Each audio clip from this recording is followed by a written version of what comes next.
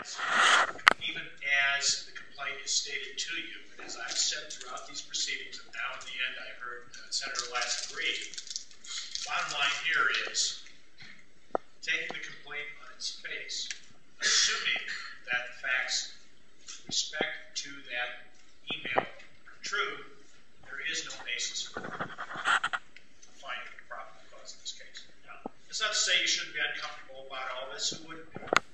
I would anticipate that members are going to be very concerned about this, wondering what would I do that someone could complain about in terms of access. What is it that's out there that I could do that would suddenly result in my having to spend 2 or 3 hours trying to explain my behavior to a committee of my peers?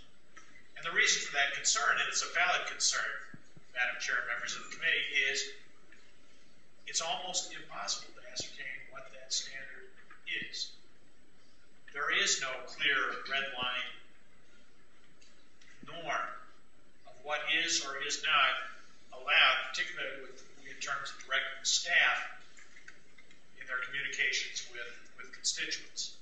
Anything that was stated here, while unfortunate and apologized for so many times, I'm surprised it's not blue in the face, anything that was stated in that email is not in and of itself a violation of the rule of the Senate. You may be uncomfortable with it. You can bet right now Senator Newman's uncomfortable with it. Senator Newman has paid the price. It is a political price. Now, some of the complainants here are professing to be upset with the fact, in my view, that much of this appears to be politically motivated. I'm sorry to say that. And I don't say that without some hesitation. But how else can you explain realistically, and how is the public going to react in reviewing your actions? How do you explain so much being done about what everybody seems to be willing to concede is something inadvertent or inappropriate on the part of inexperienced staff? At some point, it does become much ado about nothing. At some point, the Senate brings some kind of disrepute on itself if we make much about this instead of doing something prospectively good. Here, there is no violation. If you're concerned about what you see here, then I would suggest that what you need to do prospectively is to anticipate this possibly happening again and creating the rules and creating the norms so that it doesn't happen to other members. I would understand that. That would be appropriate behavior and conduct, I think, on the part of the Senate, and a good idea. But that's not what the purpose of this hearing is.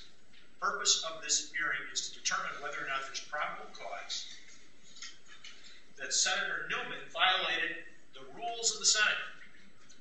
And I would submit to you, and I ask the question again as I asked at the beginning of these proceedings, what specific rule did he violate?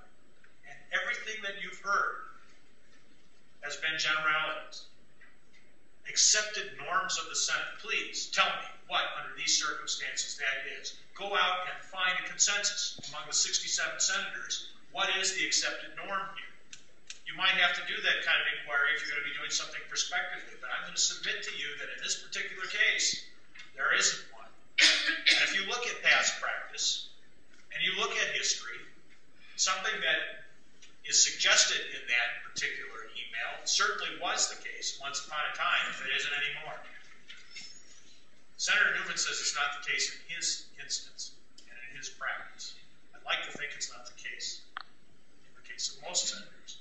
But the bottom line is, if it is the case, if you accept it as the case, it's still not a violation of